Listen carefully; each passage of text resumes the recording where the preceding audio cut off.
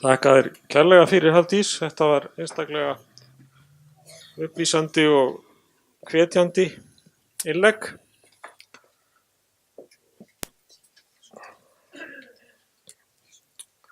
Næst fáum við hér fyrirlesara frá Finnlandi. Next lecturer is, and please welcome from Finland, Erja Sandberg, Doctor of Special Education. She will discuss in her speech special needs education within the Finnish education system, in particular legislation, teacher training, and daily practices. Thank you very much. Ladies and gentlemen, I would like to thank the Organization of Disabled in Iceland and the ADHD Association for inviting me to your beautiful country to share my knowledge about important issues. Yes, sorry. My name is Erja Sandberg. I'm a doctor of special education from Helsinki University. I have written my doctoral thesis in special education about ADHD and the supportive measures in Finland.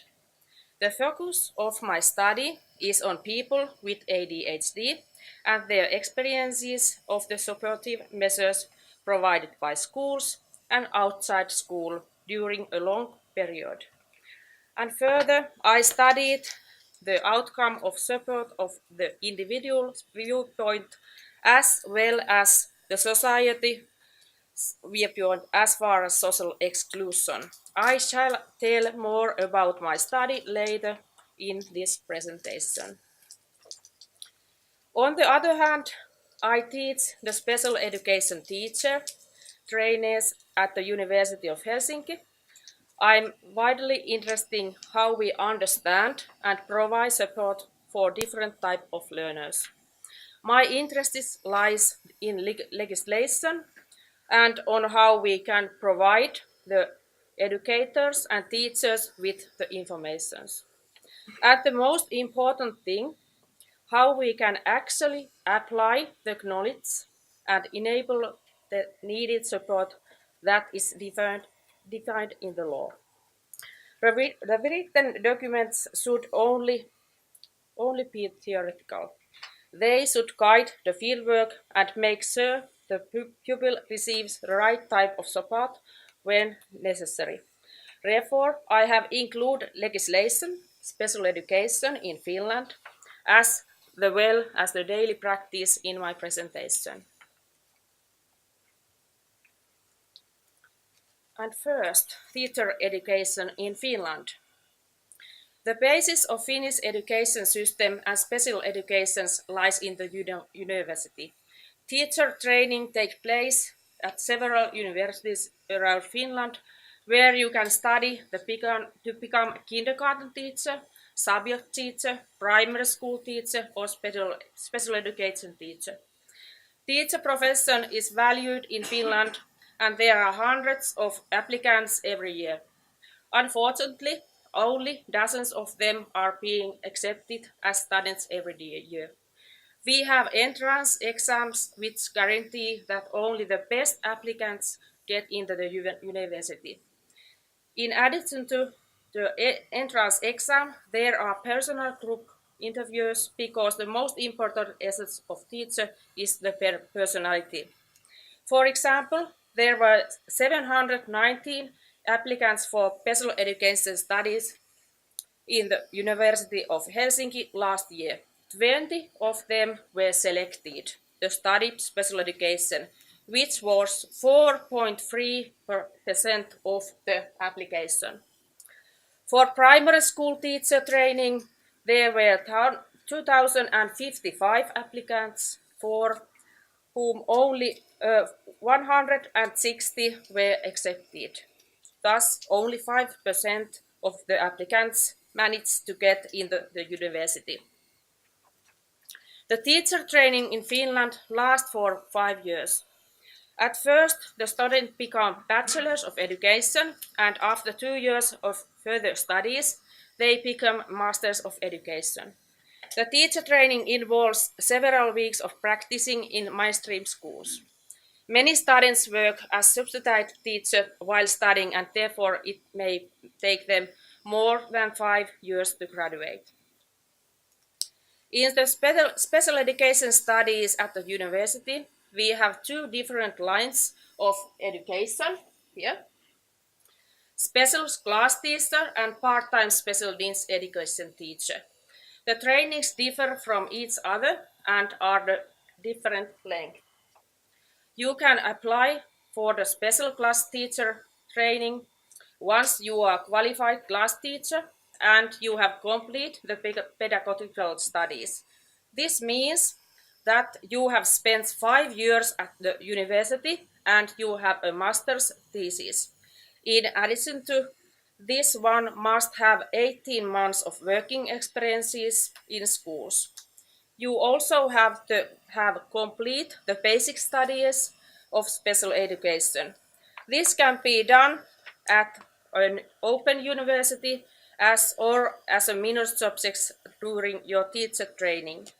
So, in order to become a special education teacher, you must have a master's thesis. The special education teacher's training lasts for 1 year and it includes practicing in a special education school or in a mainstream school with pupils that have special needs. The main focus of the studies is the work of the special education teacher. There are no other subjects included. If a student chooses special education as the major subject, he or she will become a part-time special needs education teacher. A part-time special education teacher can either teach a bigger group and accompanied with a class teacher or teach a few pupils on a specific subject. She is also professional of special pedagogics at the school and therefore attends many meetings with other professionals. The part-time special needs education teacher also runs different tests to identify different learning difficulties and shares her knowledge so that the other teachers can help the pupils. In this case, the first university degree involves both the bachelor and the master thesis in special education. This type of studies last for 5 years. The studies include the special needs of children with different illnesses as well as disabilities. Also, learning difficulties and interventions are seen as an important part of the education. The students receive a wide knowledge about the theory and practices of special education. The part-time special education teacher has the right to work in every area of special education, from primary schools to secondary and upper secondary schools, as well as the vocational institutions. In 5 years, the students that have chosen special education as their main subjects become professionals of special education. And then, part-time special needs education teacher. The special education system common in Finland is unique compared to any other country. It is partly seen as one of the reasons for our good results of the PISA tests. The special educators in Finland have a wide knowledge of special needs and they truly are professionals in special education. The special educators specialized in part-time special education don't teach in a small group or special class. They are responsible for all the pupils at school that have special needs. These special educators that give part-time special education can be found almost in every school in Finland. They make sure that each pupil gets the assistance they need in order to do well in their studies. The special educators can teach the pupils or work as simultaneous teacher with the class teacher. They also consult the other teachers when it comes to special needs. For example, if a pupil has difficulties concentrating during the lesson, the special educator can tell the class teacher about the pedagogic ways to help your pupil and even help to plan the lessons. Or the special educator can point out the disturbing things in the classroom or provide the teacher with different tools that might benefit the child. In addition to this, child may join the special educator in a separate room for a while so that he or she can concentrate better. A special educator that gives part-time special education has to be able to help students from all ages and all kinds of disabilities in every situation at school, whether the problems are within learning, behavior, or something else. If the special educator is in the classroom teaching simultaneously with the class teacher or subject teacher, she can help the whole group and support the one that have learning disabilities. The special educator also teaches some subjects to a smaller group. These pupils are chosen based on their individual needs. The support provided by the special educator is mainly targeted to those with special needs.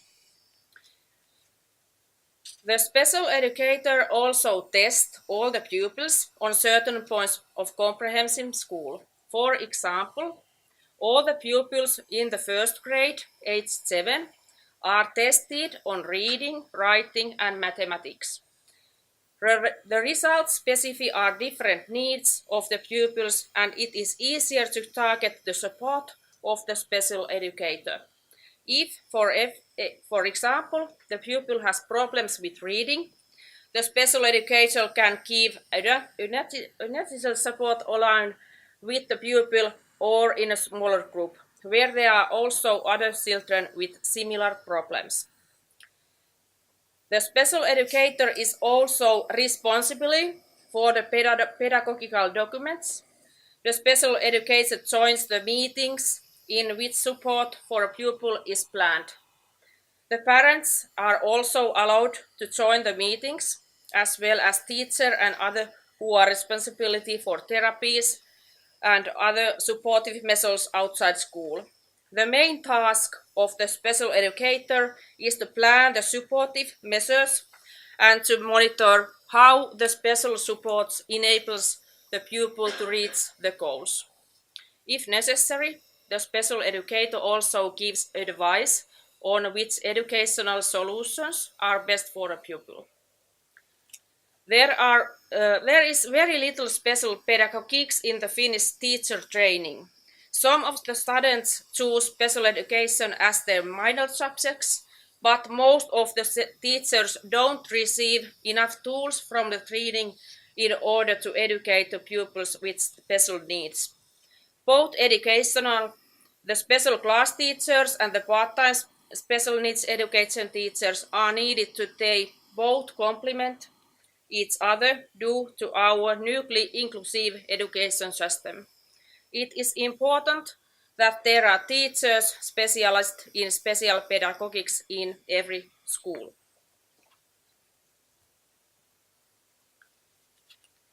In Finland, special education has legal basis. It is written in our Basic Education Act, so we don't have a separate law guiding special education. Children have the right to attend the local school.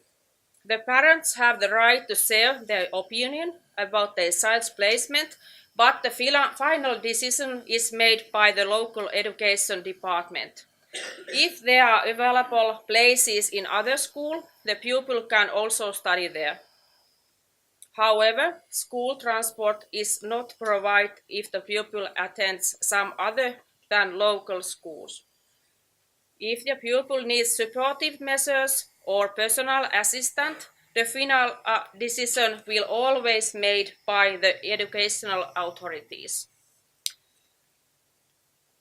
The special education system in Finland has undergone a major reform during the last couple of years. since enactment of the Amendment of Basic Education Act in 2011. The most important changes include education, early support, and increasing amount of pupils with special needs integrate in the mainstream classes instead of previous special school or special classes. Each pupil has the right to attend the local school despite of special needs. There isn't any medical diagnosis criteria in the Finnish education system. The law doesn't mention that medical diagnosis should be the basis of supportive measures. Thus, it is need support that defines the supportive measures, and there is no need for diagnosis at school. Any specific illnesses or disability cannot have an effect on the child's placement or level of support. This recommendation is in line with the principle of ABAE in that school support should be provided on a needs basis.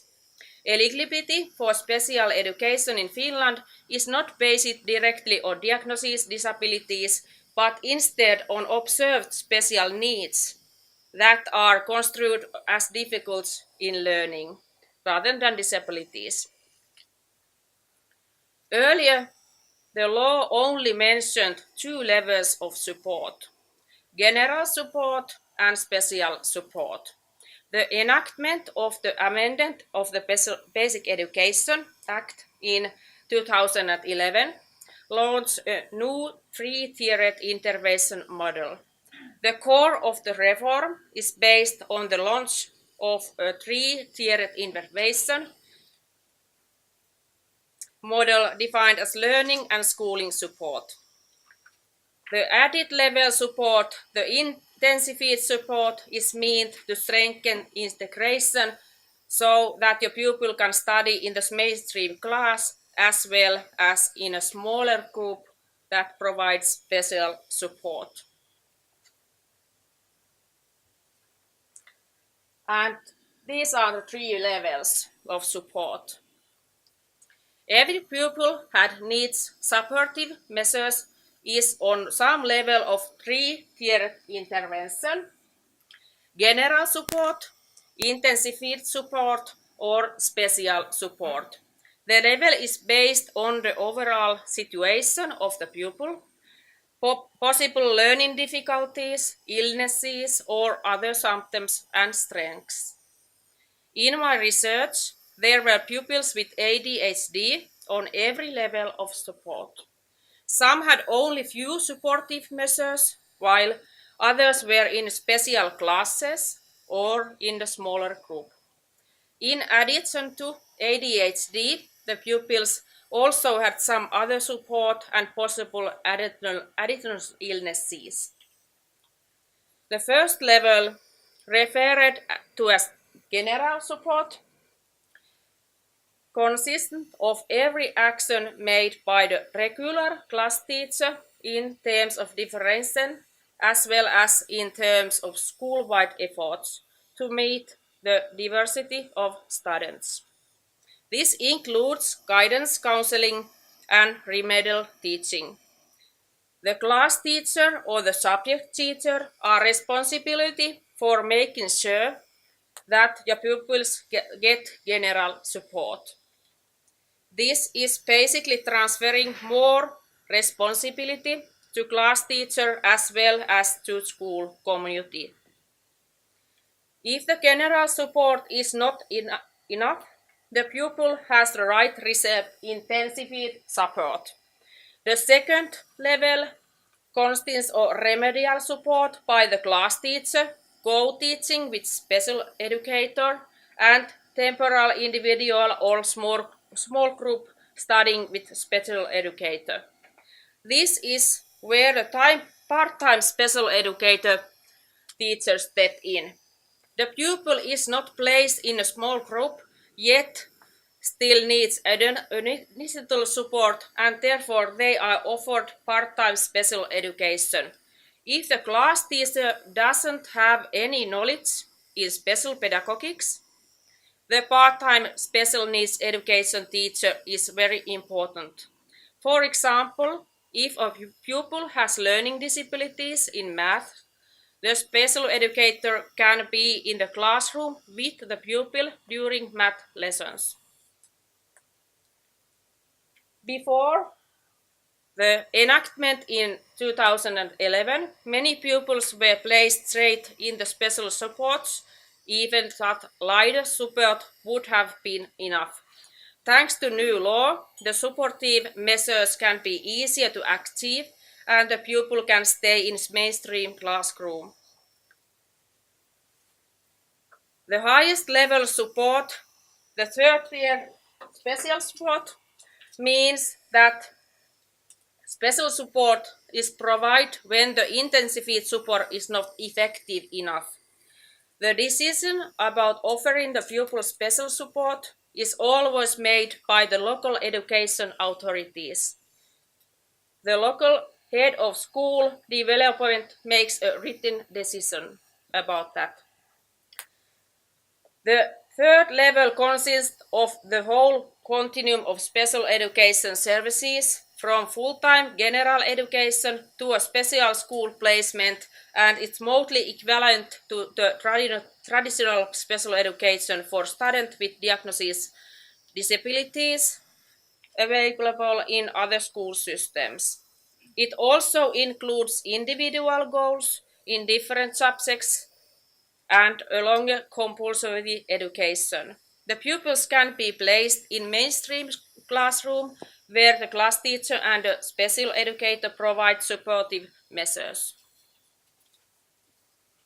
It is also possible that the pupil is placed in a special education class if the pupil is in constant need of support due to illnesses, disability, or remarkable behavioral problems. Some pupils also attend the special classes due to oversensitivity. There are also pupils with multiple disabilities, for example, autism or ADHD. They are loaded in a mainstream classroom and therefore need a quieter and smaller place to study. Special schools have been shut down a lot during the recent years in Finland. There are only 85 special schools left in Finland, compared with the 300 schools a few years ago. Special schools were seen as necessary earlier, but since Finland is committed to the Salamanca Statement, we now offer everyone the possibility to attend the local school despite the disabilities. In Finland, circa 30% of pupils in comprehensive school need some level of support. 8% of pupils receive intensified support and 7% receive special support. Considering that a third of the pupils are in need of support, it is justified that there are special educators working in schools. They make sure that every pupil receives individual support. System of support is flexible. The pupil can move from general support to intensive support up until special support and backwards over there. Special or intensified levels of support are not impermanent. The pupil progresses, he or she can be moved to a lower level. And next, a few words about the Finnish PISA results. The latest PISA assessment in 2050 focused on science. 72 countries worldwide participated in the assessment. In Finland, the PISA results have decreased but are still on good level. For example, in reading skills, Finland is the second, clearly above the OECD average with 526 points. Iceland has 482 points over there.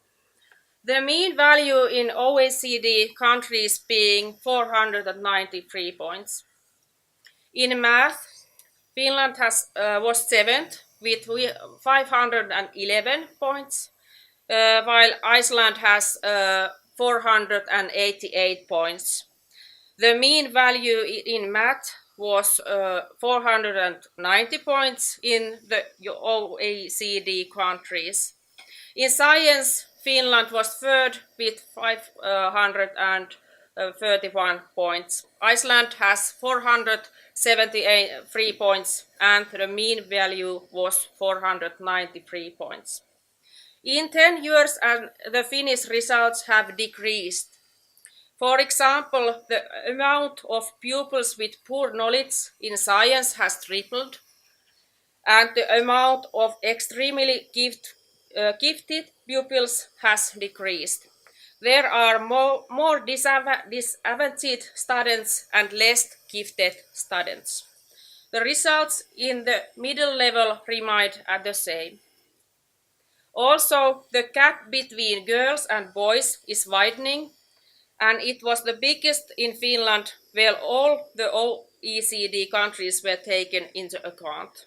The Finnish girls were the second best amongst all the girls from other countries. In the comparison between boys, the Finnish boys were the 10th.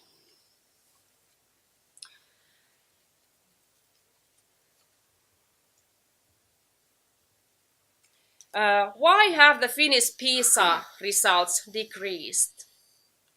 At least it can be said that family background has an effect on learning and doing well at school.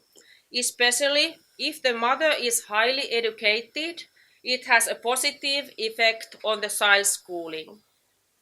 During last 2 centuries, the number of children living in poor conditions has increased in Finland and poverty has tripled. There are over a million underage children in Finland. About 150,000 of those children live in poor families. The social and cultural capital in the poor families does not encourage studying or getting a good education. These things are starting to show in the PISA results. Parents don't believe that education matters. They don't invest in educating their children. Especially alarming are the boys at the moment. Some boys don't enjoy going to school. Some pupils don't receive enough challenge and some have difficulties of studying. Every single one should be taken into consideration.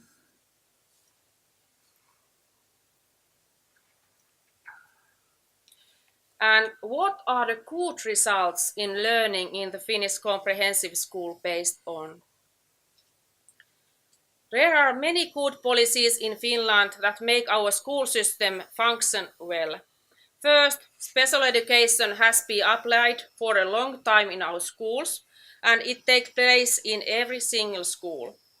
Special educators reinforce class teachers and subject teachers' knowledge when it comes to pupils who need support.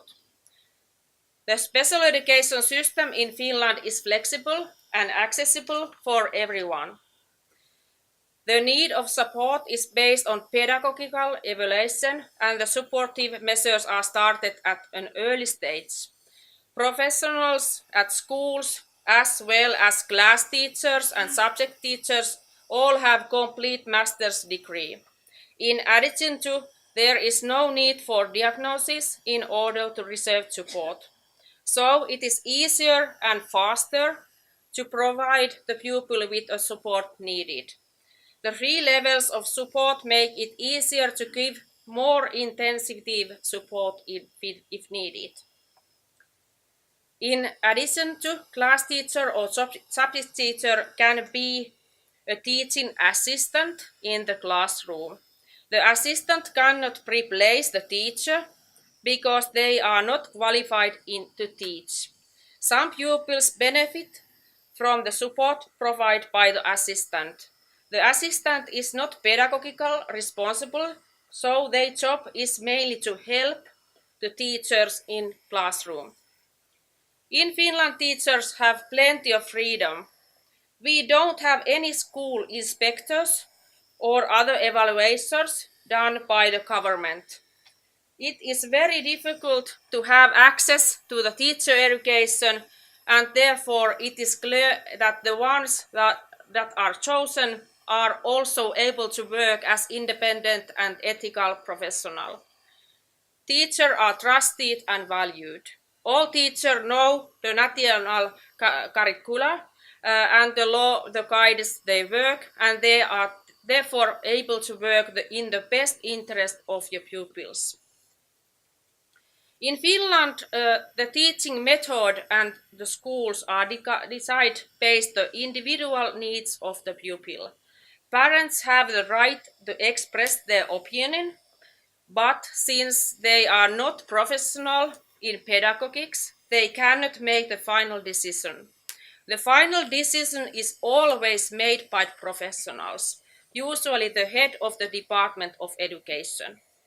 Finland is also committed to inclusive schooling, as well Iceland, but it is still important to work based on the needs of the pupils. Inclusion is not applied just because it sounds good, but it has to be done so that everyone gets the right kind of support.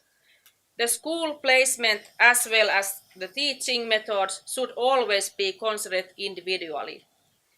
It is, for example, important to make sure that the amount of pupils in the classroom is appropriate considering individual needs. In my study, some pupils with ADHD benefit from a smaller group because they are very sensitive to noises and other things in the classroom. ADHD alone is not a reason to attend a special school or even a smaller group, but due to hypersensitivity, it may be a good thing to place the pupil in a smaller group. Most people with ADHD or autism also suffer from sensory integration disorder that causes them stress in the classroom is too noisy, too bright, or if the pupils are too close to each other. It is very important to pay attention to the surroundings, and a smaller group is usually a better choice because there are less stimuli. These pupils can also be given more demanding tasks if necessary when they work in a smaller group. Different ability groups, for example for gifted or slow pupils, haven't been allowed in Finland since the 1980s. Equality is seen as an important factor. However, one teaching method is pedagogical differentiating, which means that the gifted pupils are provided with more challenging tasks and they can also progress faster. On the other hand, differentiating can also be used with pupils that have learning difficulties. Part of the professionality of the teacher is to be able to differentiate based on the individuality of the pupil. And how this works based on my study. I have studied people who have difficulties in concentrating at school. They are also often impulsive, have problems with coordination, and suffer from sensory integration disorder. Some have had learning difficulties as well. I am interested in the support they received, multidisciplinary support from school, but from social and health services too.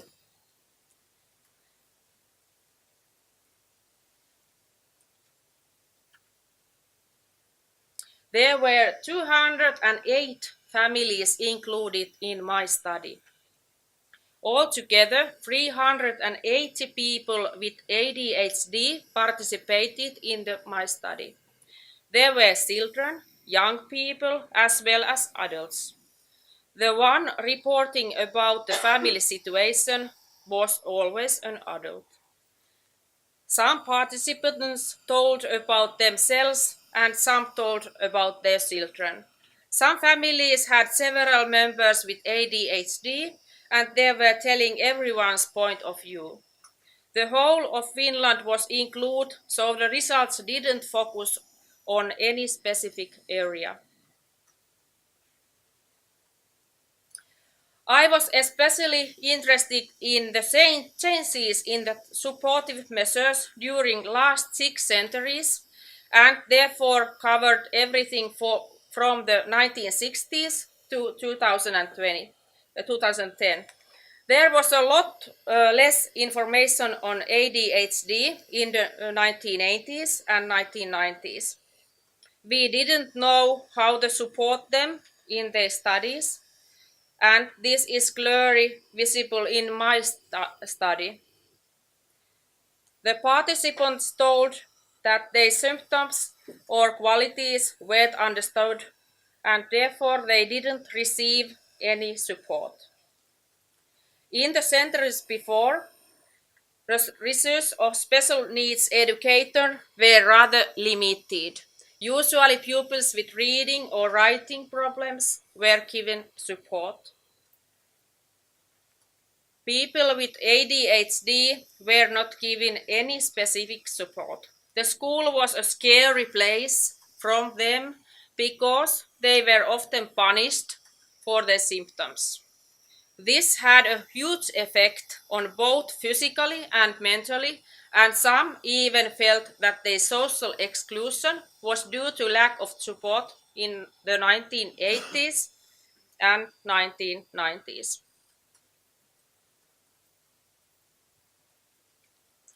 Once getting closer to the present day, the answers started to change.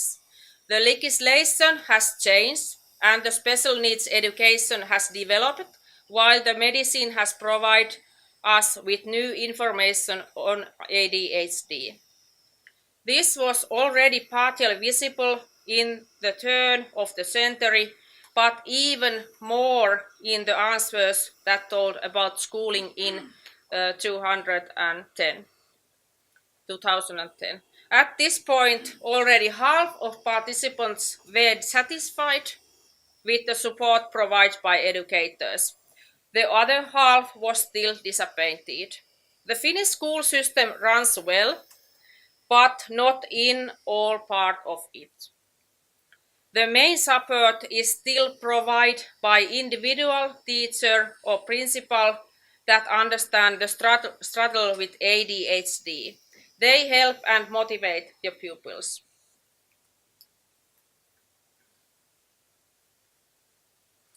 The participants would have needed more individual support. Some of them were easily distracted in a big group of pupils and would have needed a placement in a smaller group in order to be able to focus. They also wished that teachers knew more about sensory integration disorder. Many pupils also underactivate educationally because they couldn't show their knowledge in academic subjects. Their knowledge was hidden under the behavior related to ADHD. They were less restless and could not keep still and thus received plenty of negative feedback. Some participants felt that they were stigmatized based on their behavior.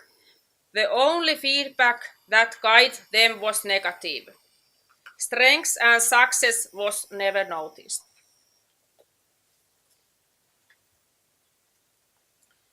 And then a few interesting findings in my study.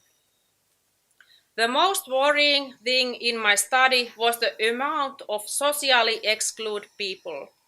In every third family, there was a social excluded person with ADHD or a person at the risk of social exclusion.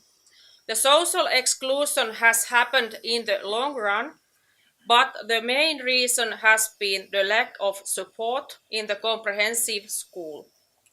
The transitional spaces from comprehensive schools to upper secondary school and further are extremely important. For example, a young adult may not do well without supportive measures. Age should not be seen something that measures the person's ability to function by himself. The age doesn't matter. People with ADHD may need support through her life course. Another result of my study was the domination of medicine. For example, the only form of support for people with ADHD might be medication. The same people would have need some other support in their lives as well, for example, therapy, supportive measures at school, and support for parenthood. This type of support was seen as difficult to access. If there is no support available for parents with ADHD, this will also affect their parenting.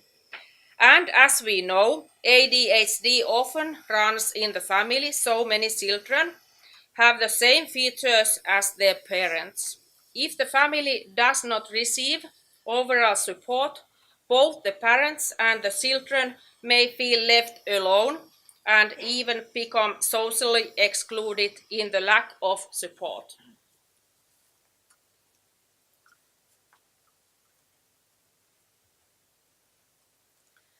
Then, strengthen the pupil. In Finland, the upcoming trend in recent years has been acknowledging the strengths of the pupils.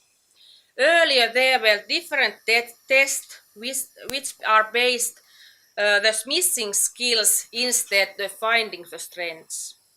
There are still some tests run on pupils at different ages. All children are tested on their reading, writing, and math skills when they start school at the age of 7. The main idea of the testing is to find possible learning difficulties at an early age. This way of supportive measures can be applied at the very beginning of the school career, when they learn how to read and how to write. During the 9 years of comprehensive school, pupils are tested often, and especially if they have learning difficulties. If we only look at the needs of support based on disabilities, we often forget the strengths. Pupils have a lot of different strengths, and it is equally important to take them into notice while teaching the pupils. Cognitive strengths can be seen in different school subjects, but there are also other kinds of strengths, and even the pupils with massive learning difficulties have many strengths. Therefore, the strengths should be tested as well as the learning difficulties. The biggest change in Finland has been in pedagogics based on strengths, which has its origins in positive psychology.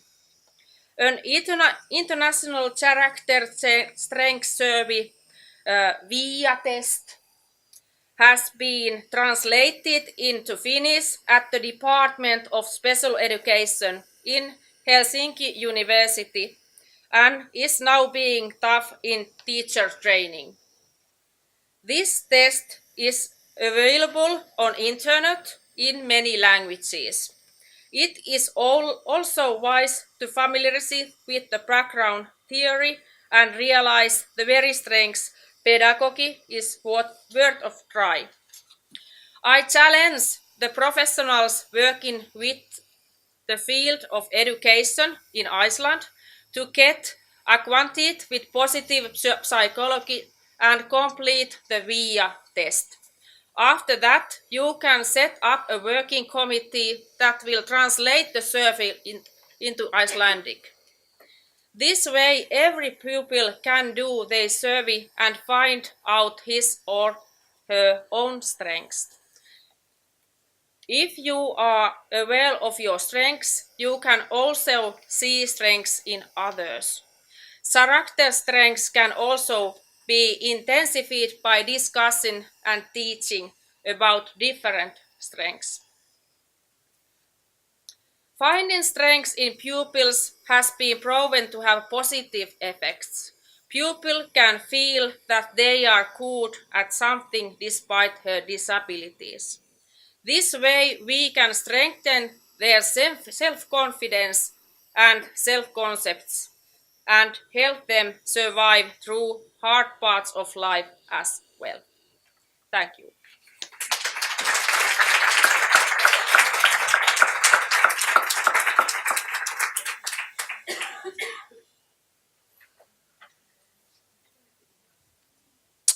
Thank you very much, Arja. It was very interesting, this speech, and we are planning to take a coffee after about 10 or 15 minutes. Það spurning hvað málþingshaldarar vilja gera, hvort við eigum að leyfa eina tvær spurningar hér til hennar Erju, að því við höfum smá tíma hér, það kaffi. En það ekki bara? Jú, já. Ég gef þá kost á því, Arja, if you could answer maybe 2 or 3 questions. Where are you? Oh, excuse me. If I allowed the meeting people to ask you maybe 2 or 3 questions, okay? Ég gef þá orðilegst, ef þið myndi gefa merki ef þið viljið spyrja hana. Kom þarna margt mjög áhugavert fram. Hérna ein, þú myndi bara segja til hans að kynna þig. Ja, Silvían heiti ég og tilheyrir hérna hópurinn frá Öryrkjabandalagi sem var að undirbúa þessi ráðstefnu. As við vorum að tala peningar áðan, og ég tala ensku kannski. Já. Well, my name is Silvia, and I want to ask you, because before maybe you don't understood, but we were speaking about if the school system has to be expensive or not expensive to be good things. And I am very impressed about what you were talking about now. And do you know if the Finnish school system is more expensive than in the other OECD countries?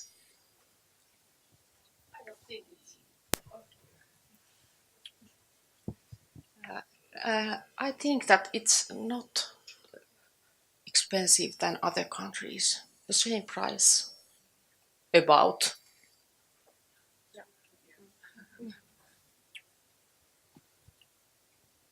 Það kannski hér önnur, jó, það ein hendi hér á lofti.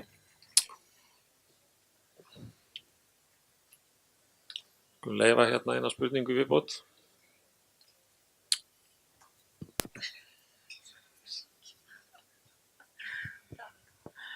Yeah, thank you for a very interesting lecture. I'm wondering, because you were talking about special teachers in every school, and if I understand correctly, how many kids do they have under their,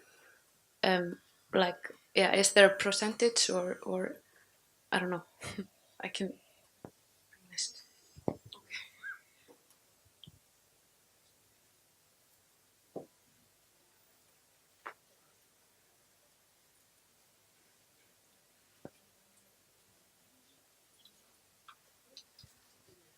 Yeah, maybe Hanna can.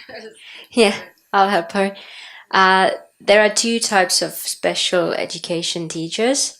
The ones that have the small group are called special class teachers, and they have the maximum of 10 pupils in the group. But the part-time special needs educator, the one that takes care of all the kids of the school, might have 1 at a time, or then she might work in the classroom where there are 20, 25 pupils. So she co-teaches with the class teacher. So it differs a lot depending on the school. Thank you. Okay. Two people want to ask, but we are waiting for the coffee. But I will allow these two people, chairman of the. Thank you, Arya, for a very interesting speech. My name is Ellen. I just want to ask, is the municipality or is it the state that is funding the high school as well? All school stages? Because you were talking about special education all the way up to high school, right? So it's municipalities or the state? Municipalities with universities, is that municipalities as well? Or do you know?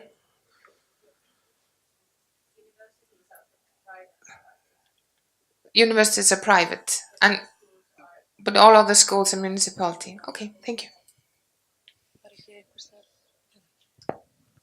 Að lokum hérna ein spurning og svo förum við í kaffi. Yeah, hi. Thank you very much. My name is Etta. I'm a social worker working in the welfare department. I'm curious to hear, because you're talking about social exclusion, and in every third family, how is your cooperation with the welfare system in Finland?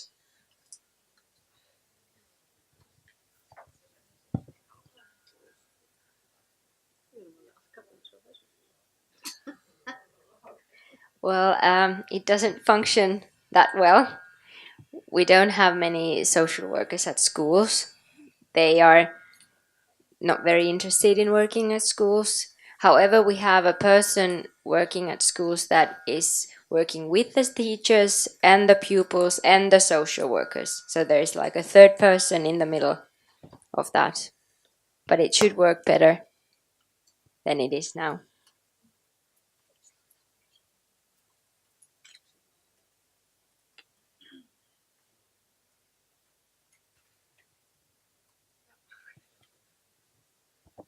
Thank you very much.